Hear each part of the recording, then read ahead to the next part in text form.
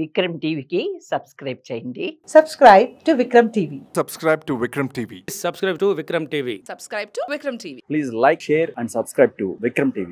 Hi hello నమస్తే, welcome to Vikram TV. నేను మీ anchor పప్పు. ఈ రోజు మనతోని స్పెషల్ గెస్ట్ అండి. ఆ గెస్ట్ ఎవరు కాదు, natural farming entrepreneur Jhansi Lakshmibai మనతోని ఉన్నారు. అండ్ ఝాన్సీ లక్ష్మీబాయి గారు న్యాచురల్ ఫార్మింగ్ అనేది కూడా స్టార్ట్ చేయడం జరిగింది. తను ఓన్ గా చేసుకుంటున్నారు. తన అగ్రికల్చర్ ఏదైతే ఉందో తను న్యాచురల్ గా పండియడం జరుగుతుంది. అసలు న్యాచురల్ ఫార్మింగ్ ఎందుకు స్టార్ట్ చేశారు, అండ్ తను దుబాయ్ లో కూడా ఉండి రావడం జరిగింది. అండ్ ఇక్కడికి వచ్చిన తర్వాత ఫస్ట్ న్యాచురల్ ఫార్మింగ్ మీదనే కాన్సన్ట్రేషన్ చేయడం జరిగింది. విశేషాలు ఏంటియో ఇప్పుడు మేడం గారిని అడిగి తెలుసుకునే ప్రయత్నిద్దాం. నమస్తే మేడం, ఎలా ఉన్నారు? ఝాన్సీ లక్ష్మీబాయి. సూపర్. ఏ పేరు ఎవరు పెట్టారు మ్యామ్? నాకు యాక్చువల్ గా మా నాన్నగారు పెట్టారు, ఝాన్సీ లక్ష్మి అని పెట్టారు. మేము 5 సిస్టర్స్ అండి. అందరూ జయలక్ష్మి, విజయలక్ష్మి, వరలక్ష్మి అని ఉంటారు. సో నాకు నీరజాక్షి అని పెట్టారు అనమాట. సో నేను ఒక్కటి డిఫరెంట్ గా అయిపోతానని ఝాన్సీ లక్ష్మి అంటే చాలా యాక్టివ్ గా ఉండేది, చిన్నప్పటి నుంచి ధైర్యంగా ఉండేదాన్ని. అప్పుడు ఝాన్సీ లక్ష్మి అని పెట్టినప్పుడు అప్పట్లో గవర్నమెంట్ స్కూల్స్ లో చదువుకున్నాం మేము. ఝాన్సీ లక్ష్మి అని 6th క్లాస్ లో పెట్టారనమాట. నేను బుక్స్ అవి చదివించేవాళ్ళు అమ్మ బాగా చిన్నప్పటి నుంచి. సో ఎందుకు ఝాన్సీ లక్ష్మి బాయ్ అని పెట్టారు, నాకు బాయ్ కూడా యాడ్ చేయండి, బాయ్ కూడా యాడ్ చేయండి అని చెప్పి అప్పుడు ఝాన్సీ లక్ష్మి బాయ్ యాడ్ చేసి అలాగొచ్చింది. మేడం, మీరు కొన్ని రోజులు దుబాయ్ లోనే ఉండడం జరిగింది. అక్కడి ఇక్కడికి ఇండియాకి రావడం జరిగింది కదా. దుబాయ్ లో ఏం చేసేవారు మేము? నేను house wife. House wife. Sir work చేసేవారు? మాది బిజినెస్ యాక్చువల్ గా. సో నాకు 2 అమ్మాయిలు, వాళ్ళని చూసుకోవడానికి మళ్ళీ మైట్స్ దగ్గర పెట్టడం ఇలా ఎందుకు అని చెప్పి నన్ను జాబ్ కలో చేయలేదు. సో నేను హౌస్ వైఫ్. పిల్లల్ని పెంచుకుంటూ వాళ్ళకి డిఫరెంట్ యాక్టివిటీస్, స్పోర్ట్స్ యాక్టివిటీస్ లో ఉండేవాళ్ళు. మా 2 పిల్లలు కూడా చెస్ నేషనల్ వరకు వెళ్ళారు, బ్యాడ్మింటన్ ఆడతారు, అన్నిట్లో ప్రవేశం. పిల్లల్ని అలా తీర్చుకొని వచ్చాను. ఇప్పుడు పిల్లలు పెద్దవాళ్ళు అయిపోయారు. సో వాళ్ళు కూడా ఇండిపెండెంట్ గా తయారైన తర్వాత నేను ఫార్మింగ్ నాకు చాలా ఇష్టం కాబట్టి ఫార్మింగ్ లోకి వచ్చాను. ఓకే మేడం, ఫార్మింగ్ అంటే గుర్తొచ్చింది, న్యాచురల్ అంటారు కదా చాలా వరకు. అంటే ఒక ఫస్ట్ దీనికన్నా వెళ్లే ముందు మనం బ్రిటిష్ వాళ్ళ గురించి మాట్లాడుకుందాం. బ్రిటిష్ వాళ్ళు మనకు ఒక అప్రిషియేషన్ ఇవ్వడం జరిగింది. ఏంటంటే ఇండియా వాళ్ళు చాలా స్ట్రాంగ్ ఉంటారు, హెల్తీగా ఉంటారు. అసలు వీళ్ళ రీజన్ ఏంటిదని, అసలు వాళ్ళ అప్పుడు వాళ్ళు కనుక్కున్న దాంట్లో వాళ్ళకి వెళ్ళింది ఏంటిది, అంటే మనం ఇండియా వాళ్ళు ఎందుకు అంత స్ట్రాంగ్ గా హెల్తీగా ఉంటారు మేడం? ఇంతకు ముందు ప్రధానంగా ఆహారమేనండి. మనం తీసుకునే ఆహారము మన ఫిజికల్ హెల్త్, మన మెంటల్ హెల్త్ కూడా చాలా మేజర్ రోల్ ప్లే చేస్తుంది. మనం తినే ఆహారాన్ని బట్టే మన ఆలోచన విధానం కూడా ఉంటది. అప్పట్లో దేశవాళీ ఆవులు అంటే మీరు వినిండొచ్చు, మేము చిన్నప్పుడు అంతా నాటావులు, మాకు కూడా ఉండేది, వ్యవసాయ కుటుంబమే మాది. నాటావులు పాలు కానివ్వండి, లేదా అందులో నుంచి వచ్చే గోమయము, పేడ అంటాం కదా, పేడ, గోమూత్రం, ఇవన్నీ కూడా చాలా వ్యవసాయంలో చాలా ప్రధాన పాత్ర వహిస్తాయి ఆవులు. సో ఆవు లేనిదే ఇక్కడ వ్యవసాయం లేదు. అందుకే ఆ రోజుల్లో పాడి పంట అన్నారు. సో ఇవాళ పాడి అయిపోయింది, ఒట్టి పంటే మిగిలిపోయింది.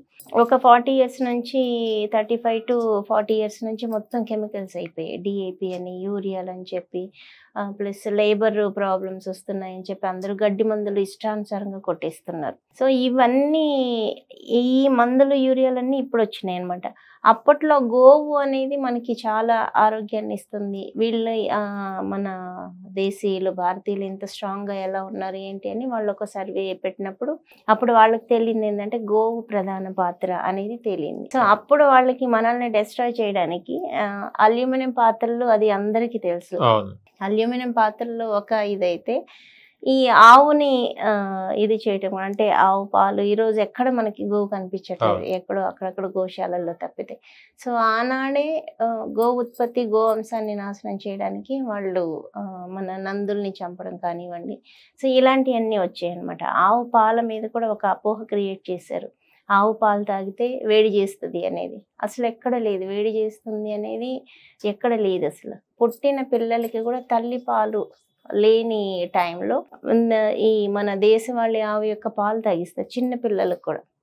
అక్కడ మనమందరం ఒకటే ఆలోచించాలి, అక్కడ చిన్న పిల్లలకి చెయ్యని వేడి పెద్దవాళ్ళకి మనకి చెయ్యదు కదా.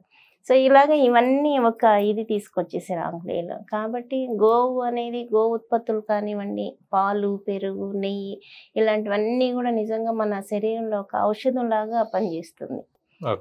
ప్రతి ఒక్కళ్ళు అసలు ఎలాంటి నెయ్యి తింటే ఫ్యాట్ అంటారు, పాలు తాగితే వేడి అంటారు. సో ఇలాంటివన్నీ ఏమి లేవండి. ప్రతి ఒక్కళ్ళు హ్యాపీగా తీసుకోవచ్చు. నెయ్యి కానివ్వండి, పాలు కానివ్వండి, ప్రతి ఒక్కటి కూడా. ఓకే. సో ఇది ఆంగ్లేయుల కుట్రలో ఒక భాగం ఇది అయిపోయింది ఇది అన్నమాట. కూడా. కానీ ఈ మధ్య మీరు అన్న 35-40 ఇయర్స్ చల్లి కెమికల్స్ యూజ్ చేస్తున్నారు అని అంటున్నారు. కెమికల్స్ ప్రధానంగా ఎందుకు యూజ్ చేస్తారు మేడం? అంటే అప్పుడు కెమికల్స్ లేనిది, అప్పుడు మంచిగా ఆరోగ్యంగా ఉన్నారు, మంచిగా ఉండి పంటలు పండేది. కెమికల్స్ యూజ్ చేయడం వల్ల మనకు చాలా నష్టం జరుగుతుంది కదా ఆరోగ్యపరంగా కూడా. ఎందుకు కెమికల్స్ యూజ్ చేస్తుంటారు? ఇది కూడా బ్రిటిష్ వాళ్ళ కుట్రనే. ఇప్పుడు ఎక్కడ కూడా ఈ యూరియాలు కెమికల్స్ మన దేశంలో ఎక్కడ అంతకుముందు ఉండేటి కాదు. సో వాళ్ళు అప్పట్లో తీసుకొచ్చింది అనమాట. ప్రధానంగా వాళ్ళు తయారు చేసి డెస్ట్రాయ్ చేయడానికి వాళ్ళు తయారు చేసినవి మన భారతీయుల మీద మనం ఎవరైనా పక్కింటి వాళ్ళు చెప్పింది నమ్ముతాం, ఇంట్లో వాళ్ళు చెప్పింది ఎవరు వినరు. మనం ఇళ్లలో కూడా చూస్తాం. అలాంటి ఇది ఉంది కనుకనే ఆ రోజు బ్రిటిష్ వాళ్ళు ఈ కెమికల్స్ కానివ్వండి ఇవన్నీ కూడా మన మీద ప్రయోగం చేస్తే మనం వాటిని తెచ్చుకొని అలవాటు పడిపోయాం.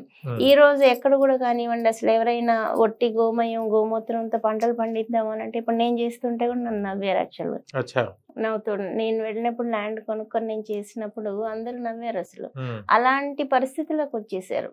అంటే ఒక యూరియా డిఏపి లేదా ఈ రసాయనాలు వాడితే మాత్రమే పంటలు పండుతాయి అనే అపోహలోకి వచ్చేసారు. ఎందుకనంటే అలాగా ముందు ముందు ఈ 30 years నుంచి అలవాటు పడిపోవటం ఒకటి, అందులో ఈజీ అయిపోయింది ఒకటి. దానివల్ల అందరూ దీనికి అలవాటు పడిపోయారు. ఇప్పుడు మీరు అంటున్నారు కదా మేము పండిస్తున్నాం అదే, మీరు ఎలా మీరు ఏం టిప్స్ వాడుతున్నారు దానికి? నేను మెయిన్ మా దగ్గర దేశవాళీ ఆవులు ఉన్నాయి. సో గోమయము గోమూత్రము అందులో నుంచి జీవామృతము ఘనజీవామృతము అనేది ఇవి మాకు మేము తయారు చేసుకుంటాం. బయట నుంచి ఏ కెమికల్ కానివ్వండి లేదంటే ఏ యూరియాలు కానీ ఏమీ రావు. మేము ఆవుకు పెట్టే గడ్డి, ఆ గడ్డి తిన్న తర్వాత వచ్చే గోమయం, వాటిని మాత్రమే పంటకు వాడుతుంటాం మేము. 100% ఇదే గో ఆధారిత ప్రకృతి వ్యవసాయం మనం అని అంటాము. సో దీంతో మేము వ్యవసాయం చేస్తున్నాము. అంటే వ్యవసాయం చేసి ఎవరికైనా ఇవ్వడం జరుగుతుంది మేడం మీ ఇంటి వరకు? లేదు, అంటే కొన్ని మాత్రం మా ఇంటి వరకు పరిమితం చేసుకున్నాము. మేజర్ గా నేను డ్రాగన్ ఫ్రూట్ అని చెప్పి డ్రాగన్ ఫ్రూట్ చేస్తున్నాను నేను.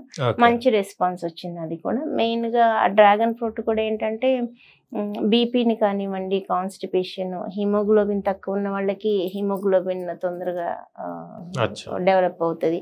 ప్లస్ ప్లేట్లెట్స్ పడిపోయిన వాళ్ళకి, ఇప్పుడు టైఫాయిడ్ జ్వరం అలా వచ్చినప్పుడు ప్లేట్లెట్స్ పడిపోతాయి. సో వాళ్ళకి ఒక సంజీవిని లాగా ఉపయోగపడుతుంది.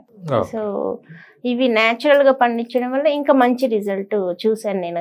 ఇప్పుడు 3 years గా చూస్తున్నాను నేను. న్యాచురల్ గా పండినాయి కాబట్టి మంచి రిజల్ట్ వచ్చింది. ఓకే.